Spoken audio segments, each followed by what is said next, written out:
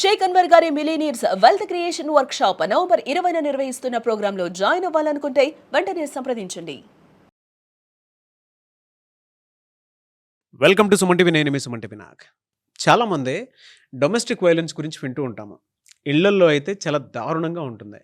Especially family విషయాల్లోకి వచ్చేటప్పటికి బయటికి రానటువంటి విషయాలు చాలా ఎక్కువగా ఉంటాయి. అయితే అది ఎన్ని రకాలుగా ఉంటుంది, ఏ బేస్న మనం చేసుకొని కేసు పెట్టేటువంటి అవకాశం ఉంటుంది, ఎలాంటి పరిస్థితుల్లో పెట్టాలి, ఎలా దాని నుంచి బయటపడాలి అనేది ఈరోజు మనతో పాటు ప్రముఖ అడ్వకేట్ శశికాంత్ గారు ఉన్నారు. అది వారి మాటలు తెలుసుకుందాం.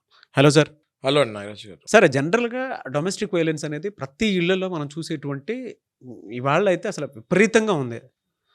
బయటికి చెప్పుకోలేనటువంటి వాళ్ళు చాలా ఎక్కువ ఉన్నారు. ఎన్ని రకాలుగా ఉంటుంది, ఎన్ని రకాలుగా వాళ్ళు బాధ పెడతారు?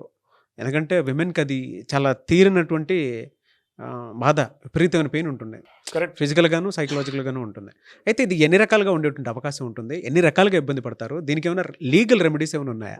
మీరు ఏదైతే తీసారో టాపిక్, ఈ topic most relevant and most common necessity to discuss today. Okay, ఇందులో ఈ డొమెస్టిక్ వైలెన్స్లో బేసిక్గా 4 టైపులు ఉంటాయండి. ఒకటి మెయిన్ ఫస్ట్ వచ్చేసి ఫిజికల్ వైలెన్స్, సెకండ్ వచ్చేసి ఇమోషనల్ వైలెన్స్, థర్డ్ వచ్చేసి ఫైనాన్షియల్ వైలెన్స్, చివరిగా ఫోర్త్ వచ్చేసి సెక్షువల్ వైలెన్స్. నాగరాజు గారు, ఫిజికల్ వైలెన్స్ అనేది మనం డిస్కస్ చేసుకుంటే by the virtue of gender అండి, females are always weaker than males అనే విషయం మన అందరు తెలుసు. బేసిక్గా ఆడవాళ్ళు మగవాళ్ళ కంటే మజిల్ పవర్లో వీక్ ఉంటారు. కాబట్టి ఈ physical violence always males are dominant. ఎంత డామినెంట్ అంటే they keep using the muscle power అండి. చాలామందికి తెలుసు, ఇప్పుడు వీడియో చూస్తున్న వాళ్ళ మహిళలకు కూడా చాలామందికి తెలుసు, ఇవాల్టి జనరేషన్లో కూడా వైఫ్స్ని హస్బెండ్స్ ఇంకా కొడుతున్నారు, వాళ్ళు పడుతూనే ఉన్నారు. బయటకు వచ్చి పోలీస్ కంప్లైంట్ ఇచ్చే ధైర్యం చేయరు. నా దగ్గరికి వస్తారు కదా చాలామంది క్లయింట్స్, నేను వింటూ ఉంటా కదా. ఇవాళకి హస్బెండ్స్ వైఫ్స్ని ఇష్టం వచ్చినట్టు కొట్టేవాళ్ళు పర్సంటేజ్ వైపు తీసుకుంటే చాలామంది ఉన్నారు. అందుకే డొమెస్టిక్ వైలెన్స్ కేసులు అన్నీ పెరుగుతున్నాయి. అయితే ఏం చేస్తారంటే వీళ్ళు మగవాళ్ళు కొడతామంటే ఒకటండి నారాజు గారు, తాగేసి వచ్చి కొడతాం వేరు. కొంతమందికి అది అలవాటు. అంటే ఏంటి, తాగాలి, తాగిన తర్వాత ఆ కిక్ రాదు, తాగి పడుకునే ముందు కొట్టాలి, కొడితే అక్కడితోటి మళ్ళీ ఆమె భోజనం తెచ్చి నార్మల్గా పెడుతుంది. మళ్ళీ మీ అర్థమైందా నేను చెప్పేది? ఆయన తాగొస్తాడు, ఏదో డిస్కషన్ మీద కోపం వస్తుంది, బండబూతులు తిడతాడు, తర్వాత కొడతాడు, కొట్టిన తర్వాత ఆ కిక్కు దిగుతుంది. అప్పుడు మళ్ళీ ఏం కానట్టు ఉంటాడో, ఆమె కూడా ఏం దెబ్బలు తగిలినట్టు ఉంటుంది, తగలినట్టే ఉంటుంది. వెళ్ళి మళ్ళీ భోజనం పెడుతుంది, మళ్ళీ తినేస్తారు, పడుకుంటారు. ఇదొక టైప్ ఆఫ్ వైలెన్స్. నారాజు గారు, మనం సెకండ్ కనుక తీసుకుంటే ఇదే ఫిజికల్ వైలెన్స్లో వాళ్ళు తాగరు, నార్మల్గా ఉంటాడు, కానీ ఇంటికి వస్తాడు, ఆ ఫ్రస్ట్రేషను, ఆ కోపము, ఆ చిరాకు అంతా తీస్తానికి ఒక భార్య కనిపిస్తూ ఉంటుంది. ఏమీ రీజన్ లేకుండా ఏదైనా ఒక టాపిక్ తీసి గొడవ పెట్టుకుంటాడు. ఇంకా గొడవ పెట్టుకున్న దానికి ఇష్టం వచ్చినట్టు కొడతాం స్టార్ట్ చేస్తాడు. అది కాలుతో కొడతాడు, చేత్తో కొడతాడు. ఆ టైంలో మీ ముందు భోజనం తెచ్చానండి మీకు అని పెడితే, నేను మాట్లాడేటప్పుడు ఇది అవసరమా, నేను అడిగానా అని చెప్పి ఆ ప్లేట్ తీసి, ఎంతమంది ఫొటోస్ ఉన్నాయి మీరు ఎన్నో కేసులలో, ఆ ప్లేట్ తీసి ఇట్లా ఇసురితే ఆ రైస్ వెళ్ళి వాళ్ళ మొహం మీద పడి వేడివేడిగా మరకలు అవి పడ్డ సందర్భాలు కొన్ని వేల కోకొల్లలు. ఎంత నార్సిస్టిక్ క్యారెక్టర్ అంటే వీళ్ళందరూ తన్ని తర్వాత కోసేసి, ఆ కోసిన దాని మీద మళ్ళీ సిగరెట్లు పెట్టి అంటిస్తాము. ఇవన్నీ జంతువులు కూడా చేయవండి నారాజు గారు. ఇట్లా మనుషులు కొంచెం బ్రెయిన్ ఎక్కువ కాబట్టి ఎక్కడ కాలుస్తే ఎక్కడ ఎక్కువ నొప్పి వస్తుందో తెలుసు వాళ్ళకి. So they do such kind of things. చాలామంది ఇవి నమ్మరు, కానీ మా దగ్గర కేసులు చూస్తే, ఆ ఫోటోలు చూస్తే నమ్మాల్సి వస్తుంది. ఇప్పుడు కొట్టిన తర్వాత నాగరాజు గారు కంటిన్యూస్గా ఎక్కడైనా దెబ్బలు తగిలి ఇట్లా ప్లేట్లు ఇసిరేసిన తర్వాత ఎక్కడైనా ఏదైనా వేడిగా కాలి లేదా బ్లడ్ కారుతున్నప్పుడు కూడా అది ఆమె జాగ్రత్త పడతామే తప్ప అయ్యో అన్న పాపానికి వీళ్ళు ఓరు, వెంటనే డాక్టర్ దగ్గర తీసుకెళ్ళాలి, లేకపోతే అది ఏమవుద్ది అన్న ఆలోచనకి రాదు. వీళ్ళకి వాళ్ళకి సాటిస్ఫాక్షన్ వస్తూ ఉంటుంది. వాళ్ళకి బ్లడ్ వచ్చినప్పుడు, నార్సిస్టిక్, వాళ్ళకి బ్లడ్ వచ్చినప్పుడు వీళ్ళు శాంతిస్తూ ఉంటారు. మీకు అర్థమైందా? ఆ కోపం పోవాలి అంటే వాళ్ళకి డ్యామేజ్ ఆ రకంగా జరగాలి, అప్పుడు కానీ వాళ్ళకి ఆ కోపం తగ్గదు. ఇట్లాంటి మనుషుల్ని ఎంతోమందిని మనం చూస్తుంటాం. అంతేకాకుండా ఈ మంత్లీ పీరియడ్స్ ఇట్లాంటివి ఏవైతే ఉంటాయో అట్లాంటి టైంలో కూడా they don't take care of them properly. Okay, వాళ్ళకి కంటిన్యూగా మేబీ ఎక్సెస్ బ్లీడింగ్ అయినా కూడా సరైన గైనకాలజిస్ట్ దగ్గరికి కాదు కదా, నార్మల్ డాక్టర్ దగ్గరికి కాదు కదా, అట్లీస్ట్ వాళ్ళతో కూర్చొని ఎలా ఉంది అని కూడా కనుక్కోరు, వెళ్ళిపోతారు. వెళ్ళిన తర్వాత వదిలేస్తారా అంటే మళ్ళీ రాత్రి వచ్చి మళ్ళీ యాజ్ యూజువల్ యథావిధిగా నిన్న ఎలా బిహేవ్ చేశాడో అలాగే మళ్ళీ ఆ రోజు కూడా బిహేవ్ చేస్తాడు. అయ్యో ఇట్లా పొద్దున ఇట్లా ఉందే, ఎట్లుంది అని కూడా కనుక్కునే పాపానికి వీళ్ళు పోరు. These people are absolutely called as narcissistic, sadistic, egoistic people. 4 గోడల మధ్యలో నాగరాజు గారు వీళ్ళు పడే నరకయాతన అంత ఇంత కాదు. బెల్ట్లు తీస్తారు, లేకపోతే కర్రలు తీస్తారు, లేకపోతే ఏవైనా బ్యాట్స్ ఉంటే, షటిల్ బ్యాట్స్ ఉంటే అవి తీస్తారు. అవి తీసి ఇష్టం వచ్చినట్టు ఎడా పెడా కొట్టేస్తారు. ఆ తెల్లారి నుంచి ఆ వైఫ్ హస్బెండ్తో మాట్లాడాలన్నా, అట్లీస్ట్ ఏదైనా మళ్ళీ టిఫిన్ పెడితే తిడతాడా, పెట్టకపోతే తిడతాడా అన్నది కూడా అర్థం కాక గడగడ ఆడుతూ ఉంటారు. వాళ్ళ లైఫ్ చాలామంది వాళ్ళ లైఫ్ అలాగే ఇంకా వాళ్ళు నార్మల్గా ఆయనతో మాట్లాడటానికి అట్లీస్ట్ ఇంట్లోనే ఫ్రీగా ఉండనప్పుడు వాళ్ళు బయటకు వచ్చి మళ్ళీ అడ్వకేట్స్ని ఎట్లా కలుస్తారు? అందుకే హ్యూమన్ రైట్స్ ఇవన్నీ ఉన్నాయి, కానీ ఇంకా మన దగ్గర హ్యూమన్ రైట్స్ అవి ఇంకా పర్ఫెక్ట్ కాలేదు నాగరాజు గారు. ఇవన్నీ పర్ఫెక్ట్ అయ్యి వీళ్ళకి టోల్ ఫ్రీ నెంబర్లు పెట్టి, పోలీస్ వాళ్ళకి ఎట్లయితే టోల్ ఫ్రీ నెంబర్లు ఉంటాయో అడ్వకేట్స్కి, హ్యూమన్ రైట్స్కి కూడా అట్లా టోల్ ఫ్రీ నెంబర్లు పెడితేనే వీళ్ళు బాధ పంచుకుంటానికి ఉంటుందని నా ఉద్దేశం. చూడండి, ఏదైనా ప్రాబ్లం వస్తే 100 కొట్టండి మేము వచ్చేస్తామంటారు, కానీ పోలీసు వాళ్ళు ఇట్లాంటి కేసెస్కి వస్తే ఏమంటారు? ఇది మీ ఫ్యామిలీ కేసు అమ్మా, మేమేం చేయలేము, మీరు కోర్టులో చూసుకోండి అని వెళ్ళిపోతారు. మళ్ళీ సెక్షన్ బుక్ చేసుకుంటే క్రూయాలిటీలో 498A కింద బుక్ అయితే కానీ పోలీసు వాళ్ళు వీళ్ళని సరిగ్గా చూసుకోరు. అట్లనే అడ్వకేట్స్ కూడా వీళ్ళు టోల్ ఫ్రీ నెంబర్స్ ఫ్యూచర్లో గవర్నమెంట్ ద్వారా టోల్ ఫ్రీ నెంబర్స్ అడ్వకేట్స్కి, హ్యూమన్ రైట్స్ కమిషన్స్కి వీళ్ళకి టోల్ ఫ్రీ నెంబర్స్ వస్తే ప్రతిసారి ఇంటికి రాకర్లే అండి పోలీసు వాళ్ళగా. వీళ్ళు చెప్పే బాధలు వింటే చాలా, వీళ్ళు చెప్పే బాధలు విని దానికి సొల్యూషన్ ఈ రకంగా మీరు ఉండండి, ఈ రకంగా ఈ ప్రూఫ్స్ మీ మొబైల్ తీయండి, కొట్టేటప్పుడు ఇలాంటి ప్రూఫ్స్ మీరు తీసుకోండి అని చెప్పి సలహా ఇస్తే చాలు, వాళ్ళని 100% బతికి బట్టగట్టచ్చు. ఇక ఫిజికల్ వైలెన్స్ అయిపోతే నాగరాజు గారు, నెక్స్ట్ వచ్చేది ఇమోషనల్ వైలెన్స్. ఈ ఇమోషనల్ వైలెన్స్ ఎలా ఉంటుందంటే మనందరికీ తెలుసు, అందరికీ సెల్ఫ్ రెస్పెక్ట్ వెరీ ఇంపార్టెంట్. చాలామంది ఏమనుకుంటారంటే ఓన్లీ అబ్బాయిలకే, మగవాళ్ళకే సెల్ఫ్ రెస్పెక్ట్ అనుకుంటారు, కానీ మనకంటే ఎక్కువ సెల్ఫ్ రెస్పెక్ట్ కోరుకునేది ఆడవాళ్ళు. ఎందుకంటే వాళ్ళు చాలా సెన్సిటివ్ ఉంటారు, కాబట్టి వాళ్ళు సెల్ఫ్ రెస్పెక్ట్ చాలా ఎక్కువ కోరుకుంటారు. ఆ సెల్ఫ్ రెస్పెక్ట్ మీదనే పెళ్లి తర్వాత ఇట్లాంటి నార్సిస్టిక్, సాడిస్టిక్, ఈగోయిస్టిక్ హస్బెండ్స్ కొట్టేది దెబ్బ. ఎమోషనల్గా కొడతారా సార్? Emotional violence. బేసిక్గా ఏం చేస్తారంటే ఇట్లాంటి ఇమోషనల్ వైలెన్స్లో తెల్లారు లెగుస్తే వీళ్ళ మాటలతోటి, ప్రవర్తనలతోటి వైఫ్లని హింస పెడుతూ ఉంటారు. ఫర్ ఎగ్జాంపుల్ ఎట్లాంటి మాటలు అంటే, నీ బాబు ఏమి డబ్బులు ఇవ్వలేకపోయాడు, కట్టం ఇవ్వలేకపోయాడు, పెళ్ళి సరిగ్గా చేయలేకపోయాడు, అందుకని నేను తీరగా దొరికాను, నాకు ఇచ్చేస్తారు. అదే గనక వేరే వాడికి ఇచ్చి చేస్తుంటే మీ బాబుకి అర్థమయ్యేది.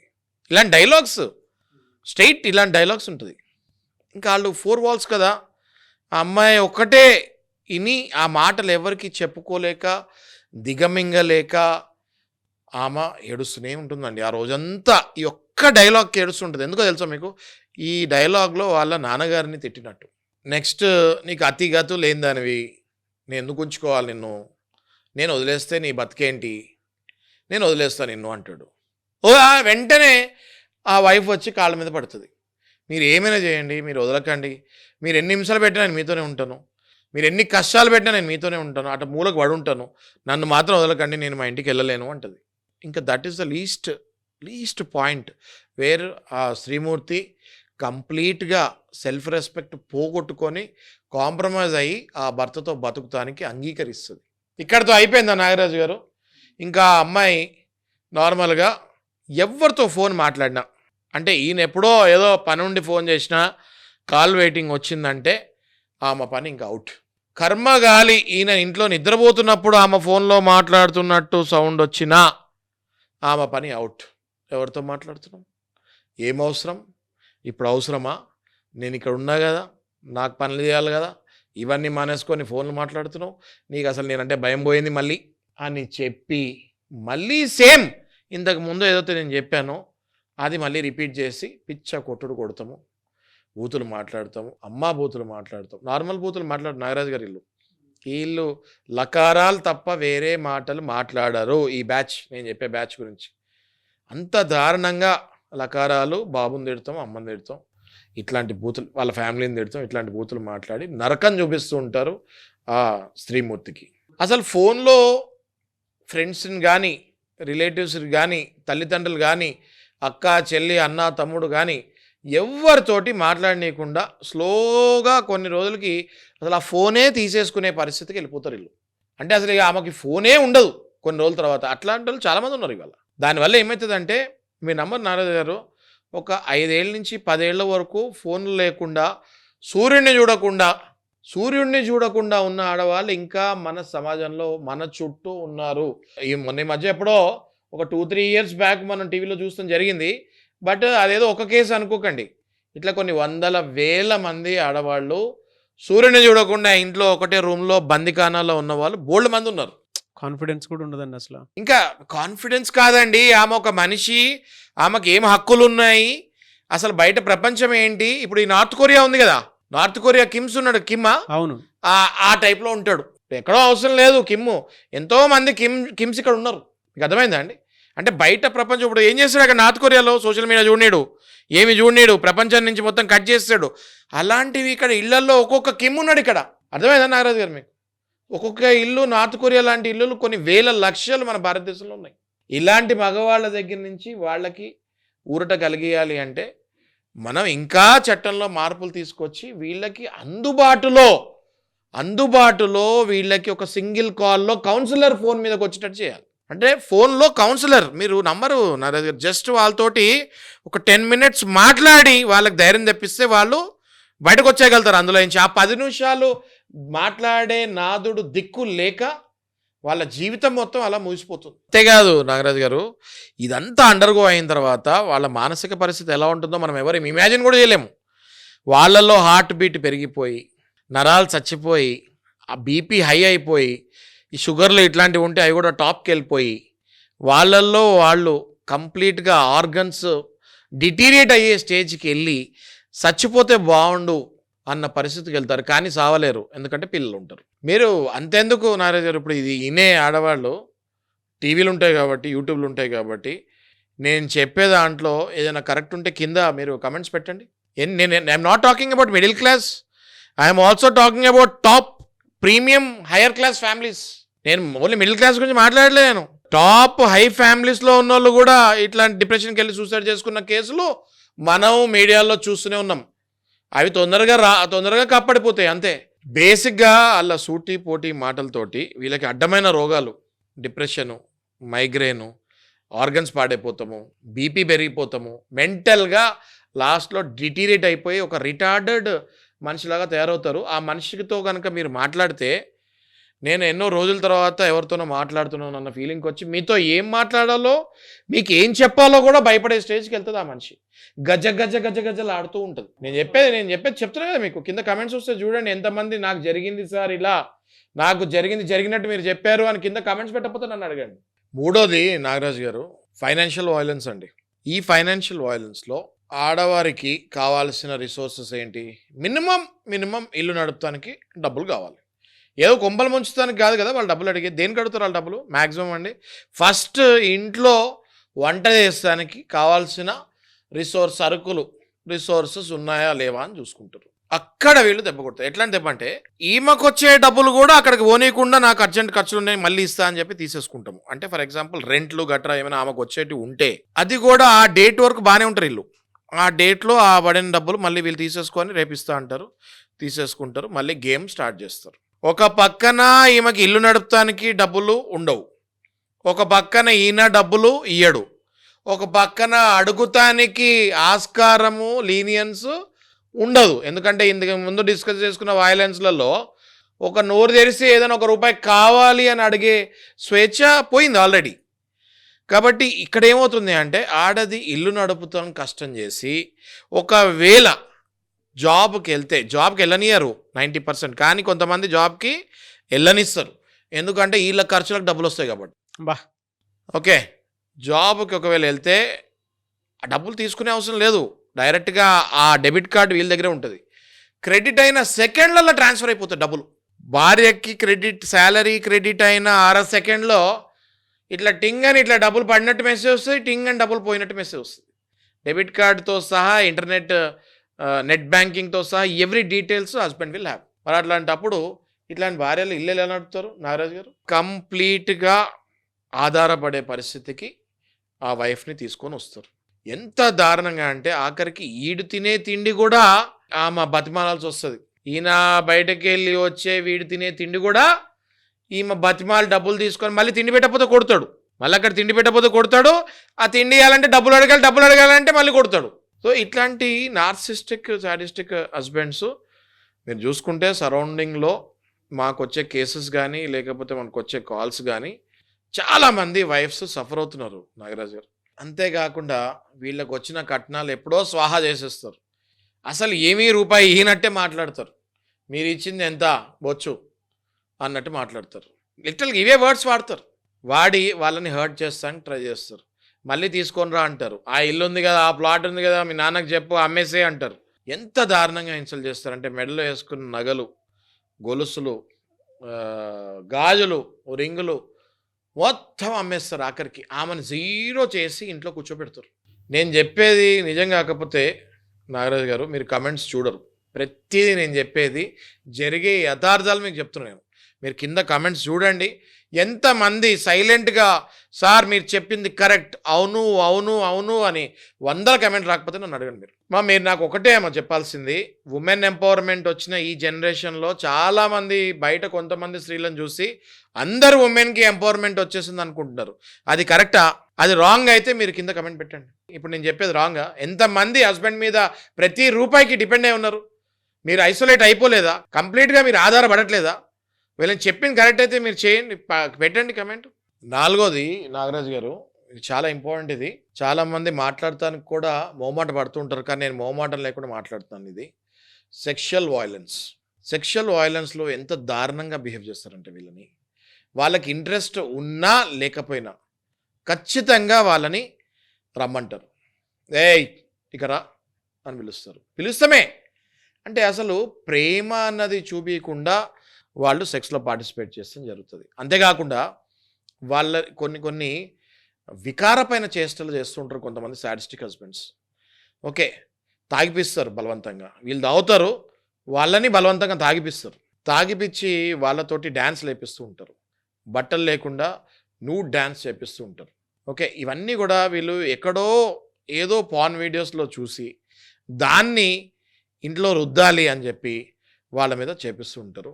ఇట్లాంటి కేసెస్ కోకొల్లలు ఉన్నాయి. వీళ్ళు తాగేసి వచ్చి మద్యం మత్తులో ఇష్టం వచ్చినట్లు ఎక్కడ పడితే అక్కడ పట్టుకుంటారు. ఇట్లాంటివన్నీ జరుగుతుంటాయి. వాళ్ళు ఏదో ఫండమెంటల్ రైట్, నా భార్య నా ఇష్టం అన్నట్టు బిహేవ్ చేస్తూ ఉంటారు. కానీ ఎన్నో కోర్ట్స్ ఎన్నో జడ్జ్మెంట్స్ ఇచ్చింది. మ్యారిటల్ రేప్స్ కూడా ఉన్నాయి.